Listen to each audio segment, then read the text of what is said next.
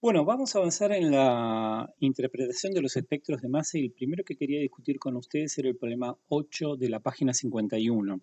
Van a ver que la serie de interpretación de espectros está dividida por grupo funcional de la misma forma que estaba dividida por grupo funcional el estudio de las reacciones en química orgánica. Y eso se debe a que las fragmentaciones de los iones en espectrometría de masa guarda una relación con su estructura, vale decir, con los grupos funcionales presentes. No se asusten, no nos vamos a meter en un estudio de absolutamente todas las fragmentaciones características para cada grupo funcional, en realidad van a ver que son muy pocas, pero lo importante es señalar que la fragmentación es función de la estructura de mi analito en particular.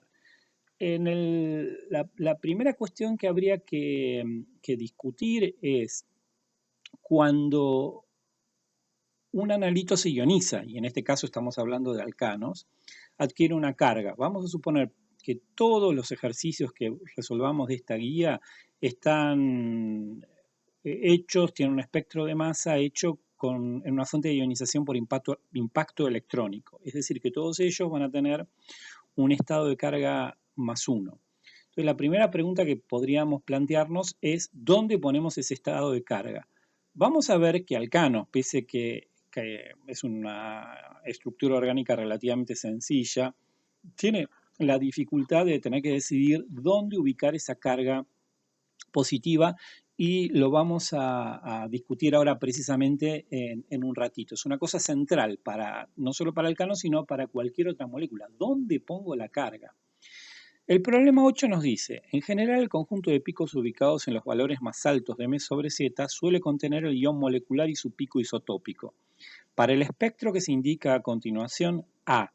¿Cuántos átomos de carbono se encuentran representados por el pico correspondiente al ion molecular 72 con 8,4% de abundancia y su pico isotópico 73, 0,5%? ¿Qué es lo que me está diciendo? Vayan a ver el espectro de masa de la página 51 correspondiente al problema 8. Si se fijan a altos M sobre Z, van a ver que hay dos picos, 72 y 73. Si yo les pregunto cuál es el ion molecular, ustedes que tienen que buscar, como alcanos no tiene nitrógenos, tienen que buscar el pico par más alto posible. O sea que el ion molecular, ¿cuál sería? 72, el que tiene una abundancia de 8,4%. ¿Qué es 73? 73 es el pico de contribución isotópica de 72. Es decir, en la misma estructura que 72, nada más que en lugar de tener carbono 12, tendrá un poquito de carbono 13, en lugar de hidrógeno tendrá un poquito de deuterio, ¿sí? Pero la estructura es la misma. Lo que me preguntan es cuál es la cantidad de átomos de carbono contenidos en ese ion molecular. Entonces, ¿cómo podemos intentar contestar esa pregunta? Lo primero es recordar cuáles eran las fórmulas moleculares de los alcanos de cadena abierta y los alcanos cíclicos. ¿Se acuerdan que los alcanos de cadena abierta tenían fórmula molecular carbono N, hidrógeno 2N más 2, con N en las series de los naturales, 1, 2, 3, 4. Mientras que los cíclicos tenían fórmula molecular carbono N, hidrógeno 2N. Eso era consecuencia, me aparecía un índice de eficiencia de hidrógeno, un IDH1, porque tenía que formar un enlace. Entonces, si mi ion molecular tiene una relación masa sobre carga de 72 y yo sé que es impacto electrónico, con lo cual Z va a ser más 1, ¿eso qué quiere decir? Que la masa relativa del ion molecular es 72 y sé que solo tiene carbono e hidrógeno. Entonces empiezo a probar, ¿sí?, distintos Ns a ver si alguno me da 72. Si pongo 5, me queda 12 por 5, carbono, 60, cuento los hidrógenos, 2 por 5 más 2, 2 hidrógenos, 60 más 12, 72. Es decir, que ya sé que el analito correspondiente al espectro de masa del problema 8 es un alcano de cadena abierta que tiene 5 átomos. Es decir, va a ser pentano o algún isómero de este, no sé cuál, ¿sí? Entonces, precisamente, a continuación me dice, para el mismo espectro, elija de la siguiente lista el que le parece que corresponde a su estructura. Como para que no arranque de la nada y me sea un poquito más fácil, me aparecen una serie de opciones. hexano, 1-penteno, 2-metilpentano, 2,2-dimetilpropano, está mal el 2,2, ¿sí? Es redundante, sería dimetilpropano y eventualmente pentano. Entonces, ¿cómo resuelvo esto? Lo primero que puedo intentar es utilizar el dato del ion molecular para ver si puedo descartar alguna cosa. Entonces me construyo la estructura de cada uno de los candidatos. Del hexano, del 1-penteno, del 2-metilpentano, del dimetilpropano y del pentano. Calculo sus fórmulas moleculares y con sus fórmulas moleculares calculo las masas relativas. Ahora, yo sé que mi ion molecular, el de mi espectro, tiene un M sobre Z 72. Entonces, ¿qué es ella? Y sé que no puede ser ni hexano, ni 1-penteno, ni 2-metilpentano. ¿Por qué? Porque tendrían fórmulas moleculares 86, 70, 86 y las de mi ion molecular son 72. O sea que los posibles candidatos a lo sumo son dimetilpropano y pentano. Entonces ahora el problema se reduce a saber si es dimetilpropano o pentano. ¿Cómo hago eso? Bueno, la primera cuestión que tenemos que decidir es cómo hacemos y cómo representamos la ionización. Porque en un espectro de masa yo sé que tanto el ion molecular como todos los fragmentos están cargados. Entonces tengo que pensar y tengo que decir cómo voy a representar eso. Tomemos el primer candidato, dimetilpropano. ¿Cómo represento la ionización? Voy a poner una flecha IE de impacto electrónico y un electrón que sale, que es el electrón que estoy arrancando.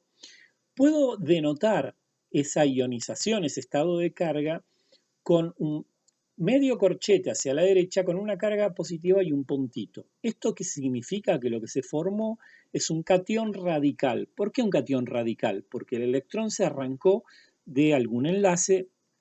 Naturalmente, al perderse un electrón me quedó una carga positiva, pero además algún átomo me quedó con un número impar de electrones, me quedó con en un estado radicalario. Entonces, lo primero que tendríamos que hacer ahora es intentar ubicar este catión radical. Tenemos que localizarlo. Y para localizar el catión radical, ¿qué van a valer? Todas las cosas que sabemos que estabilizan los carbonos electrónicamente deficientes. ¿Y qué eran estos efectos que conocíamos en química orgánica? Por ejemplo, el efecto hiperconjugativo que me decía que un carbocatión terciario era más estable que un carbocatión secundario, este más estable que un carbocatión primario y este más estable que un carbocatión metilo por el fenómeno de la donación de densidad electrónica de los sustituyentes alrededor de la carga carbocatiónica que estaba en un átomo de carbono con hibridización sp2 y el otro efecto que podía aparecer en eventualmente un efecto resonante. En general, como acá hay alcanos, no va a haber ninguna posibilidad de resonancia. Pero si quieren, analicemos los dos casos posibles donde podría ubicar este carbocatión. Y lo podría poner en un metilo, que es el caso de arriba, ¿sí? Pongo la carga positiva y el radical en el extremo, o lo podría poner sobre este átomo de carbono cuaternario. Si yo les preguntara dónde estaría más feliz esa carga positiva, díganme ustedes, ¿no? Cuanto más sustituido el carbocatión, más estable va a ser. Pero me planteo las dos posibilidades. Si el carbocatión estuviera en el metilo y planteo una ruptura homolítica de este enlace, ¿qué quiere decir una ruptura homolítica? Un electrón viene sobre este carbono y el otro electrón se va sobre este otro. La carga queda sobre el metilo y el radical queda sobre el grupo isopropilo, ¿sí? Entonces, ¿qué es lo que vería? Solo vería lo cargado, el fragmento de 15. Ahora, si pongo la carga en el carbono cuaternario y rompo un enlace carbono-carbono con este metilo, el radical, ¿quién se lo lleva? El metilo, que no lo veo, y me queda un fragmento de 4 átomos de carbono muy estabilizado por efecto hiperconjugativo, que si hacen la cuenta va a tener un M sobre Z de 57. De ahora en adelante, cuando vean M sobre Z 57, que les suene que es algo relacionado con 4 átomos de carbono.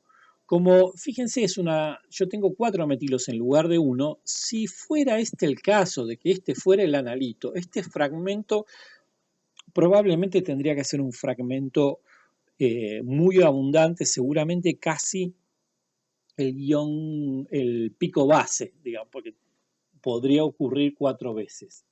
¿Sí? Si vamos a analizar el espectro del problema 8, fíjense que 57 me aparece con una abundancia relativa muy pequeña. El que aparece como pico base es 43. Entonces analicemos el otro posible candidato, que es el pentano. Recuerden que les envié el PDF con este ejercicio como para que lo tengan y lo puedan analizar con tranquilidad aparte del video. El video tiene por objetivo intentar transmitirles un poquito más charlado como es el proceso de razonamiento.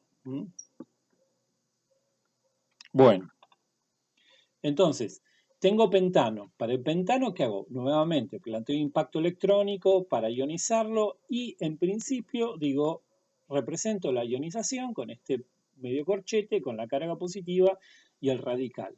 Si pienso en las posibilidades donde puede estar ubicado este catión radical, y bueno, puede estar sobre el metilo de la punta, sobre este primer metileno, sobre el metileno del medio, que son los casos I, doble I y triple I. Por supuesto que seguramente va a estar más favorecida, es más probable que se forme este carbocatión y este carbocatión que el carbocatión sobre el carbono primario, por lo que ya sabemos de estabilización por efecto hiperconjugativo. Pero de todas maneras planteo todas las rupturas posibles. Me voy al caso donde me quedaría el carbocatión en el carbono de la punta, ¿sí? ¿Qué es esto? Y digo, planteo, ¿qué pasa si ocurre una ruptura homolítica? Es decir, se rompe este enlace carbono-carbono homolíticamente. Me quedaría el radical butilo y el carbocatión metilo, porque la carga está en la punta. Entonces, ¿qué es lo que voy a ver? Un fragmento de 15. Segunda cosa, me planteo una ruptura heterolítica. Los dos electrones se vienen sobre el metilo de la punta. Entonces el metilo queda como radical y lo que queda cargado es este fragmento de 4 átomos de carbono, de butilo. Eso que querría decir que veo 57. Voy a la segunda posibilidad, donde el carbocatión que se formó es sobre este metileno del medio. Y me planteo lo mismo. Rompo hacia un lado, homolíticamente, este enlace. Se forma que el fragmento de 57 más el radical metilo. Rompo el enlace carbono-carbono homolíticamente de la izquierda. ¿Y qué me quedaría? Este fragmento de 2 átomos de carbono 29, de ahora en más si veo 29 es un etilo, y el radical propilo. Y ahora me planteo las rupturas heterolíticas del metilo hacia el metileno, que me deja metilo más el radical butilo, y de este carbono hacia el carbocatión, que me deja un fragmento de 3 carbonos, 43, más el radical etilo. Fíjense que lo que me aparecerían serían los fragmentos de 15, 29, 43 y 57. Si voy a buscar al espectro, esos los tengo todos, ¿sí? Y ahora me voy al tercer caso, a la posibilidad donde el carbocatión esté ubicado sobre el átomo de carbono central, sobre el carbono número 3. Si rompo tanto homolíticamente hacia la derecha como hacia la izquierda, lo que me va a quedar ahí es un fragmento de 3 átomos de carbono y de 43. Con lo cual, esa ruptura está muy favorecida porque está duplicada y eso me explicaría por qué 43 es más probable. ¿Sí? Ese 43 se me va a sumar a otras rupturas, aunque sean distintas, como por ejemplo esta ruptura heterolítica de este carbocatión ubicado sobre el carbono número 2, que también me da 43. ¿Sí? Finalmente, si planteo una ruptura heterolítica de este enlace hacia este carbocatión, que me va a quedar el fragmento 29, que también lo tengo en el espectro, más el radical propilo. Como este conjunto de fragmentaciones de N-pentano me permite explicar mejor la aparición del pico base, que es 43, lo que vamos a decir es que el candidato más probable es pentano frente a dimetilpropano. ¿Sí? Entonces, ¿qué es lo importante que aprendimos en este ejercicio? Uno, lo primero que tengo que hacer es ubicar la carga positiva. Para ubicar la carga positiva vale lo que ya sabemos de química orgánica, efecto hiperconjugativo sobre todo. Ahora, ¿eso quiere decir que solo se va a formar el carbocatión más estable? No, estoy en condiciones de muy alta energía. Se forma todo, con lo cual me planteo todas las posibilidades para todos los candidatos y trato de explicar el espectro a ver cuál de las fragmentaciones que voy haciendo me explica sobre todo los picos más importantes. ¿Sí? Cortamos aquí y seguimos con el ejercicio siguiente.